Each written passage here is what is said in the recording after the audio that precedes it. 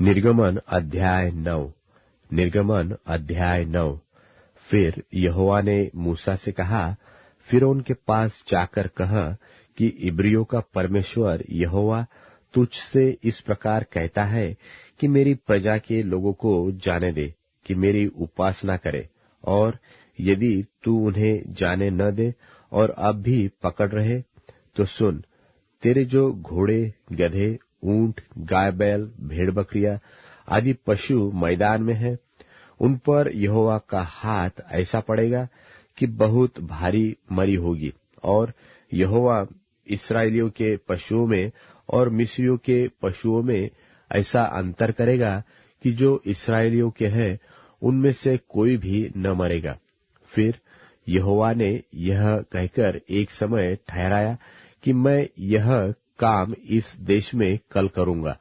दूसरे दिन यहोवा ने ऐसा ही किया, और मिस्र के तो सब पशु मर गए, परंतु इस्राएलियों का एक भी पशु न मरा। और फिरौन ने लोगों को भेजा, पर इस्राएलियों के पशुओं में से एक भी नहीं मरा था। तो भी फिरौन का मन सुन हो गया, और उसने उन लोगों को जाने न दिया।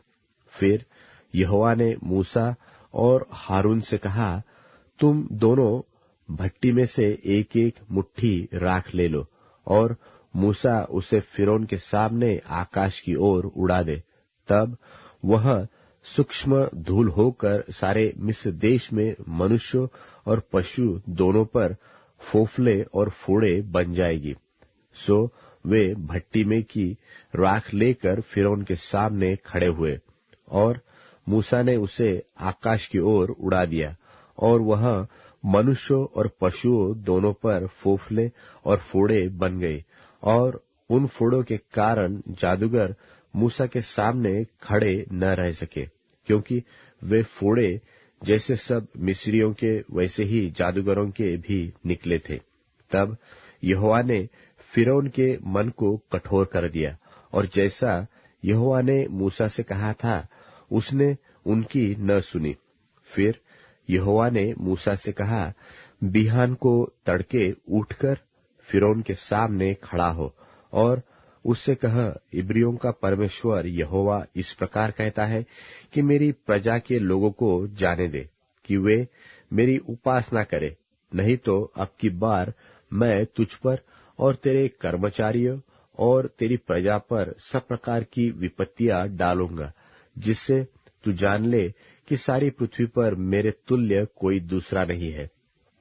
मैंने तो अभी हाथ बढ़ाकर तुझे और तेरी प्रजा को मरी से मारा होता, और तू पृथ्वी पर से सत्यानाश हो गया होता।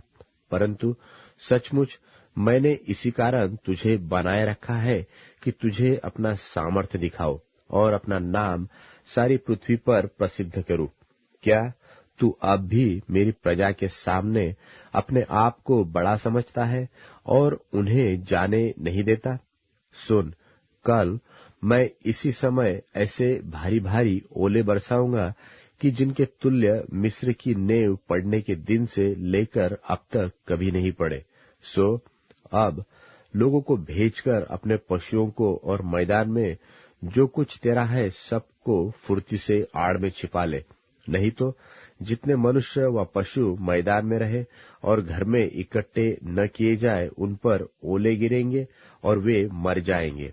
इसलिए फिरौन के कर्मचारियों में से जो लोग यहोवा के वचन का भय मानते थे, उन्होंने तो अपने अपने सेवकों और पशुओं को घर में हाँक दिया, पर जिन्होंने यहोवा के वचन पर मन न लगाया, उन्होंने अपने सेवकों और पशुओं को मैदान में रहने दिया।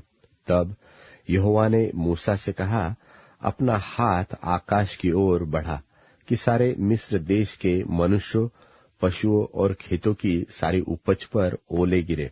तब मूसा ने अपनी लाठी को आकाश की ओर उठाया, और यहोवा मेघ गरजाने और ओले बरसाने लगा, और आग पृथ्वी तक आती रही। इस प्रकार यहोवा ने मिस्र देश पर ओले बरसाए, और जो ओले गिरते थे उनके साथ आग भी मिली हुई थी, और वे ओले इतने भारी थे कि जब से मिस्र देश बसा था तब से मिस्र पर ऐसे ओले कभी न गिरे थे।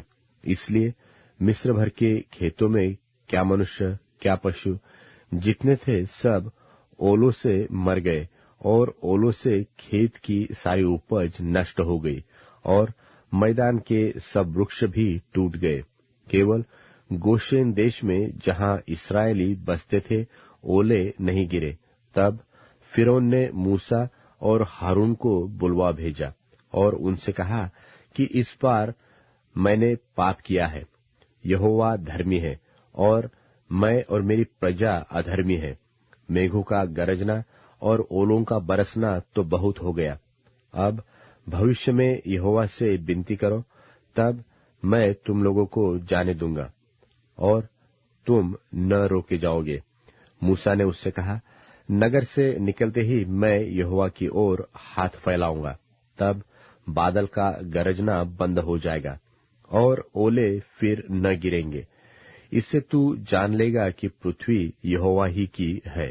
तो भी मैं जानता हूं कि न तो तू और न तेरे कर्मचारी यहोवा परमेश्वर का भय मानेंगे। सन और जव तो ओलों से मारे गए, क्योंकि जव की बालें निकल चुकी थी और सन के फूल लगे हुए थे, पर गेहूं और कठिया गेहूं जो बढ़े न थे, इस कारण वे मारे न जाए। जब मूसा ने फिरौन के पास से नगर के बाहर निकलकर यहोवा की ओर हाथ फैलाए, तब बादल का गरजना और ओलों का बरसना बंद हुआ, और फिर बहुत मेह भूमि पर न पड़ी। यह देखकर कि मेह और ओलों और बादल का गरजना बंद हो गया, फिरौन ने अपने कर्मचारियों समेत फिर अपने मन को कठोर करके पाप किया, और फिरौन का मन हठीला हो गया, और उसने इस्राएलियों को जाने न दिया, जैसा कि यहोवा ने मूसा के द्वारा कहलवाया था।